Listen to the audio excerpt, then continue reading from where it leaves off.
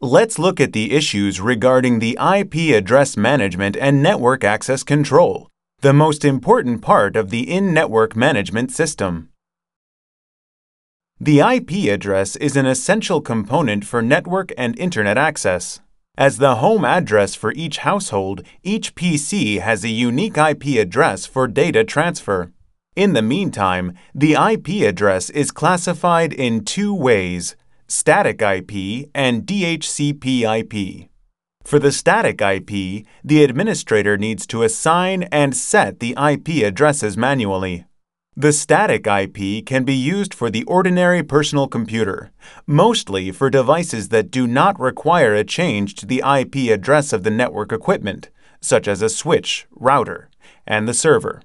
The static IP is required especially for the network machinery in the production line with no change to the IP address.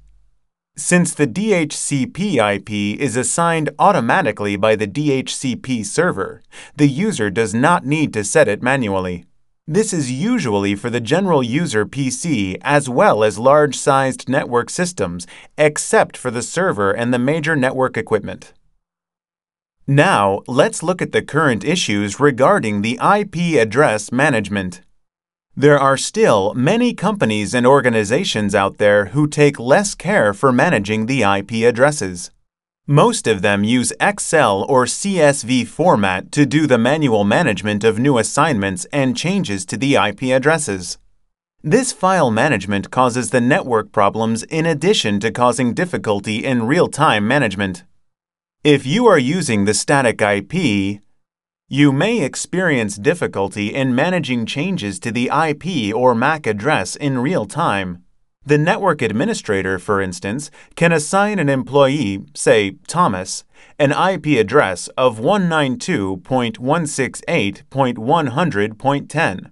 However, Thomas set the IP address for his computer to 20 because he forgot the previous address after formatting his PC.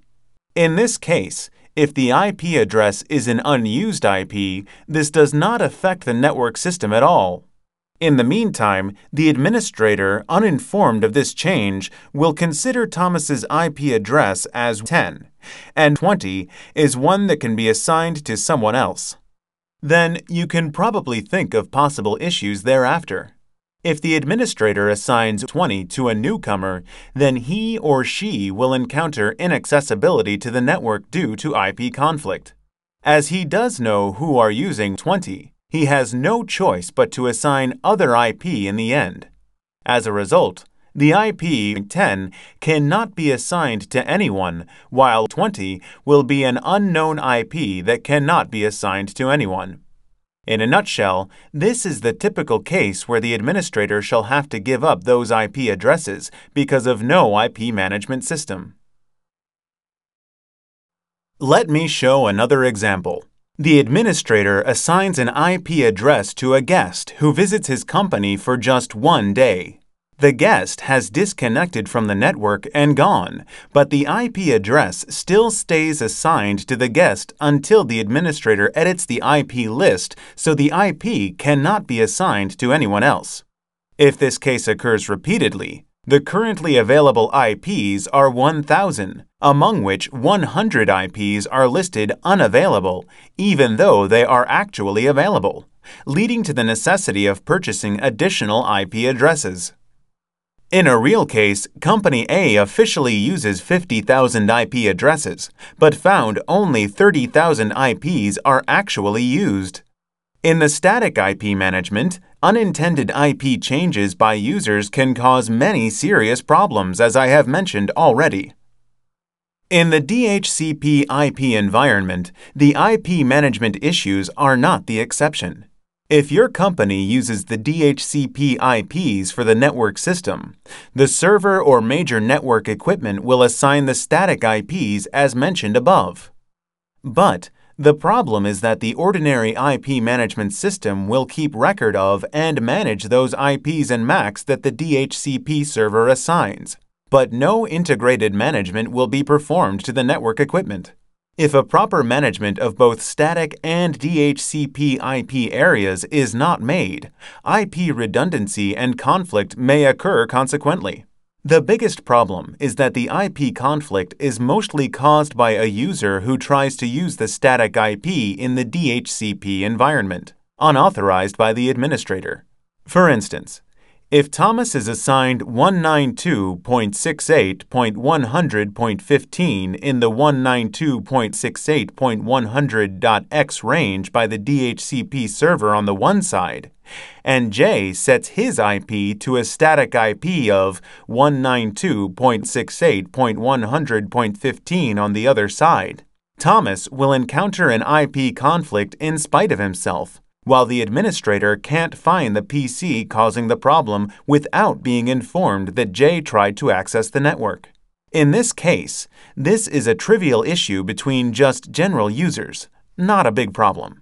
However, if the affected device is one of important devices such as web server, switch, or router that may affect the entire network, it becomes a serious problem.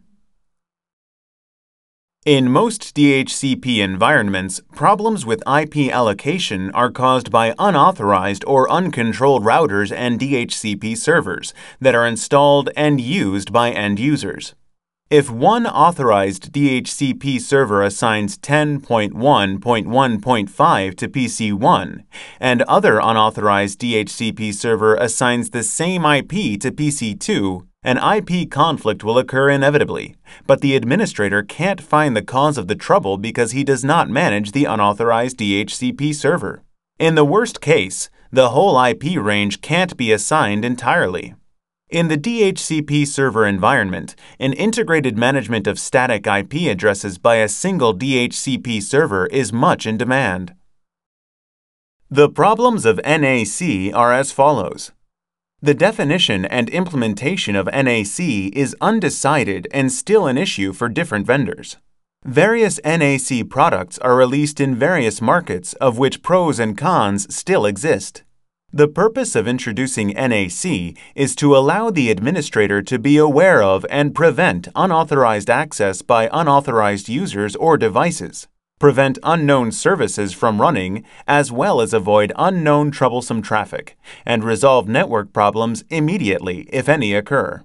The conventional NAC solutions are classified into two categories: host-based or agent-based NAC and network-based NAC.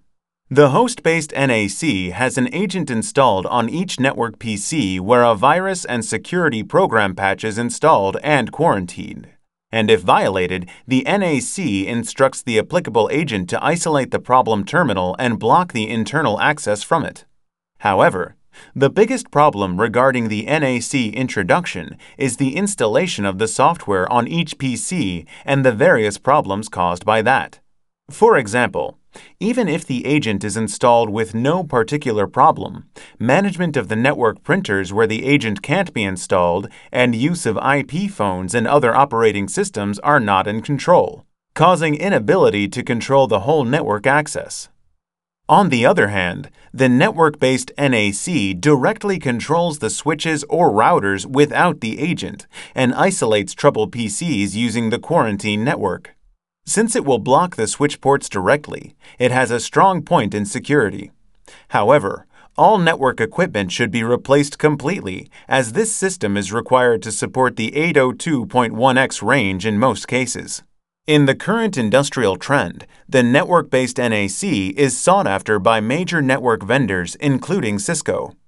Furthermore, to quarantine network terminals, each terminal should install the 802.1x agent on each terminal, causing difficulty in its installation and a problem in supporting the infrastructure.